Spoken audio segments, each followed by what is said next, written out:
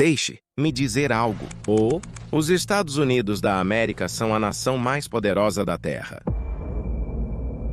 A América entrou na Segunda Guerra Mundial como apenas uma das grandes potências militares, mas terminou a Segunda Guerra Mundial como a força dominante no mundo. A América gastou dólares 778 bilhões em defesa. Isso é cerca de 39% dos gastos militares globais. Nenhuma nação nos ataca diretamente ou aos nossos aliados porque sabem que esse é o caminho para a ruína.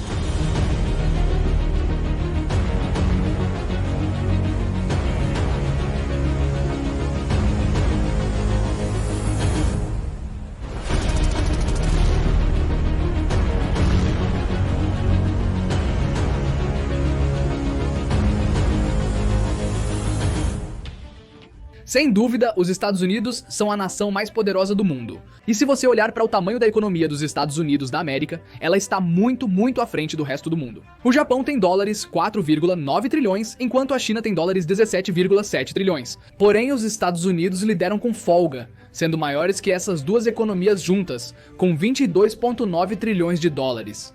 E o orçamento militar dos Estados Unidos é tão incrivelmente grande que os gastos militares são literalmente mais do que o orçamento militar dos próximos 9 países combinados. E mais importante, o exército americano é tão poderoso hoje que protege mais de 65 países e tem 700 bases em todo o mundo. A questão é como diabos um único país se tornou tão poderoso. Qual estratégia geopolítica tornou-os tão ricos, enquanto o Império Britânico fracassou no mesmo período? E por último, quais são os materiais de estudo para ajudá-lo a entender o significado de poder no mundo da geopolítica?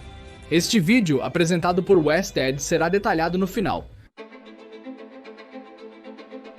Esta é uma história que remonta aos anos 1940 e até este momento, 3 coisas haviam acontecido. Primeiro, a Primeira Guerra Mundial aconteceu com todos os principais impérios dedicando todos os seus recursos à guerra. Nesse processo, a dívida do Império Britânico saltou de 0,62 bilhões de libras em 1900 e 13 para 7,8 bilhões em 1930, aumentando de 25% para 130% do seu produto interno bruto. E assim como o Império Britânico, enquanto todos os outros impérios lutavam uns contra os outros, os Estados Unidos não participaram da guerra até o final.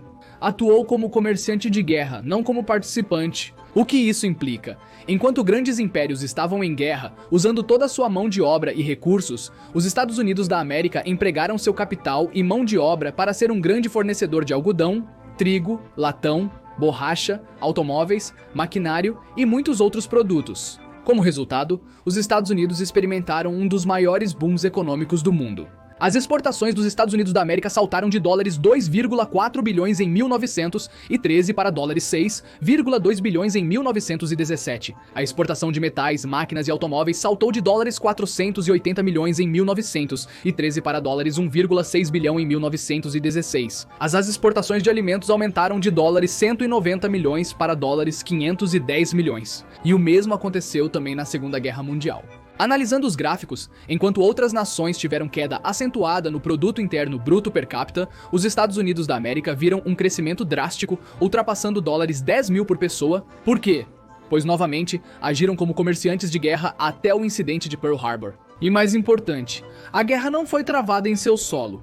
Então, ao gerir um negócio a partir de Nas maiores guerras, os Estados Unidos da América lucraram tanto que, enquanto as economias dos outros países estavam devastadas, possuíam 75% do ouro monetário global. Analisando o gráfico, suas reservas de ouro saltaram de 2 mil toneladas em 1910 para quase 20 mil toneladas em 1940. Então a pergunta é, isso significa que os Estados Unidos da América se tornaram uma superpotência por causa do ouro? Bem, não exatamente. Eles aplicaram estratégias muito importantes com o dinheiro ganho, além do ouro. Tais estratégias realmente os elevaram à superpotência global. Então a questão é, quais eram exatamente essas estratégias? Se recorda do nosso episódio sobre a China, há 3 elementos que formam um país superpoderoso. Número 1. Quantos outros países dependem de você para seus recursos? Número 2. Quão menos dependente você é de outros países para seus recursos críticos? E por último, em caso de conflito militar, quais são as alianças que irão para a guerra com você e te tornam o competidor mais forte na guerra? Sem surpresa, os Estados Unidos da América se destacaram em todos esses atributos. Inicialmente, os Estados Unidos da América formaram o exército mais poderoso do mundo com a tecnologia mais avançada existente. E usando esse poder militar, eles tornaram o mundo extremamente dependente de sua proteção militar. E você ficaria chocado ao saber que hoje, os Estados Unidos têm 750 instalações militares em 80 nações e territórios em todo o mundo. E nenhum outro país na história humana teve uma presença tão dominante em todo o mundo.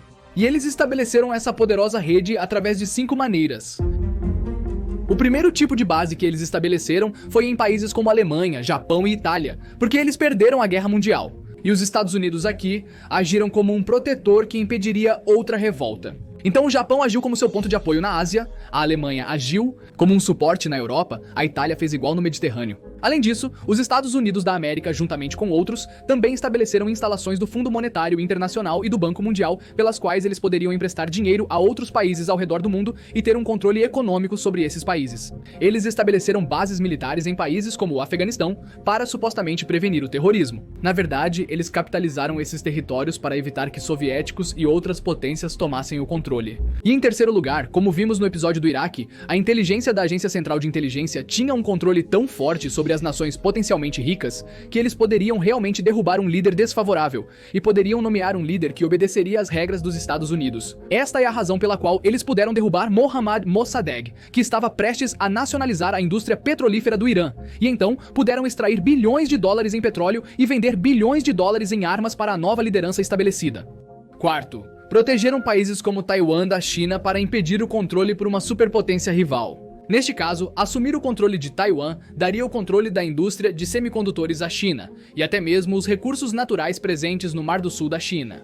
Então essa proteção de pontos críticos permitiu-lhes prevenir a expansão e controle de potências rivais. E além disso, do ponto de vista da exportação, os Estados Unidos da América foram capazes de usar sua riqueza para emprestar dinheiro a pequenas empresas e permitir que elas crescessem. E é aqui que surge o conceito do sonho americano, que basicamente afirma que, independentemente da sua idade, gênero, casta, credo ou raça, se você tiver a perspicácia capitalista certa para fazer negócios, a economia dos Estados Unidos por padrão te transformará em uma lenda. E se você observar, isso realmente se mostrou verdadeiro. Os negócios na América prosperaram tanto que a América se tornou a maior exportadora de alimentos, bebidas, petróleo bruto, aeronaves civis e motores de aeronaves. E até hoje é o centro tecnológico do mundo. Este foi o primeiro pilar da superpotência americana, a alavancagem econômica externa e o crescimento interno dos Estados Unidos da América. Então chegamos ao segundo ponto, ou seja, quanto os Estados Unidos da América dependem do mundo para seus recursos e como mitigam esses riscos. Como mencionei, Taiwan e Arábia Saudita recebem segurança dos Estados Unidos da América. Essa dependência deles é quase uma troca, como discutido no nosso episódio sobre a superpotência do dólar. Por que o dólar americano é a moeda de reserva mundial hoje? Porque em 1945, Frank e Roosevelt se encontraram com o rei saudita, e nessa reunião, enquanto os Estados Unidos da América garantiam a segurança dos sauditas, os sauditas concordaram em vender petróleo em dólares americanos. Então mesmo hoje, todo mundo tem dólares americanos porque ele pode comprar a mercadoria mais valiosa do século, que é o petróleo.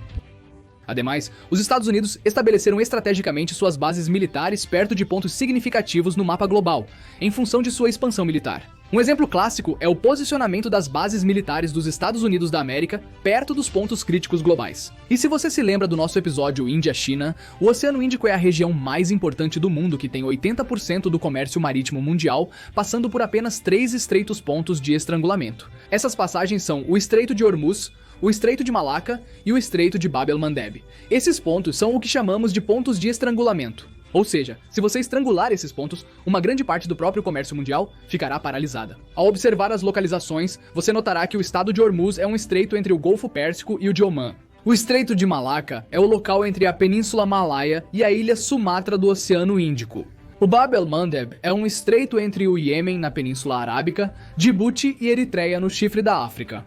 Este estreito liga o Mar Vermelho ao Golfo de Adém. E além desses 3 pontos de estrangulamento, temos mais 4, que são o Canal de Moçambique, o Canal Suíço, o Estreito de Sunda e o Estreito de Lombok. E agora, se você olhar para o estabelecimento de bases militares americanas, perceberá que as bases americanas estão literalmente localizadas muito perto de cada um desses pontos de estrangulamento. Os Estados Unidos da América mantêm bases militares em Beirute para dominar o Estreito de Hormuz. Os Estados Unidos da América mantêm uma base em Djibouti para dominar o Estreito de Bab el-Mandeb e o Canal Suíço. E mais importante, tem um dos aliados mais importantes nesta região na forma da poderosa Israel. Além disso, eles também têm uma base na Grécia e uma base aérea na Turquia. E para capitalizar no estado de Malaca, estado de Sunda e o estado de Lombok, os Estados Unidos da América têm uma base em Singapura. E se você analisar detalhadamente as localizações das bases dos Estados Unidos da América, verá que os Estados Unidos da América também têm uma base em Diego Garcia, perto do canal de Moçambique. Os Estados Unidos controlam as principais rotas comerciais, utilizando sua superioridade militar para bloquear o comércio de rivais em conflitos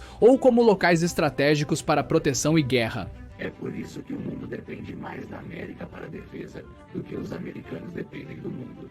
E isso nos conduz ao terceiro ponto, as alianças estratégicas em tempos de guerra. A organização do Tratado do Atlântico Norte surgiu em 1949 com 12 membros fundadores, como Bélgica, Canadá, Dinamarca, França, Islândia, Itália, Luxemburgo, Países Baixos, Noruega, Portugal, Reino Unido e Estados Unidos da América. Isso foi principalmente devido à crescente influência soviética. E a condição fundamental da Organização do Tratado do Atlântico Norte é que, se qualquer um desses países da Organização do Tratado do Atlântico Norte for atacado, todos os países devem mobilizar seu exército para proteger esse país em particular. Em segundo lugar, eles formaram a Organização das Nações Unidas, que possui 193 Estados-membros. Eles formaram a Organização das Nações Unidas, que possui 193 Estados-membros, e até hoje, os Estados Unidos da América são o maior doador para as Nações Unidas. Em 2020, contribuiu com mais de $11 bilhões 20% do seu orçamento anual. Como resultado, a Organização das Nações Unidas, de alguma forma, impõe muito facilmente sanções a todos aqueles estados que os Estados Unidos da América não gostam. E por último, temos a dolarização do mundo, que já abordamos nos episódios anteriores. É assim que, conduzindo negócios a partir de duas das guerras mais caras da história mundial, aproveitando seus recursos para estabelecer as bases militares mais poderosas do mundo, usando seus recursos militares para acessar os recursos mais valiosos do mundo e estabelecendo o controle sobre os pontos de estrangulamento mais importantes do mundo, os Estados Unidos se tornaram a maior potência na história da humanidade. E isso me leva à parte mais importante do episódio, que são os materiais de estudo para ajudá-lo a entender melhor a ascensão dos Estados Unidos da América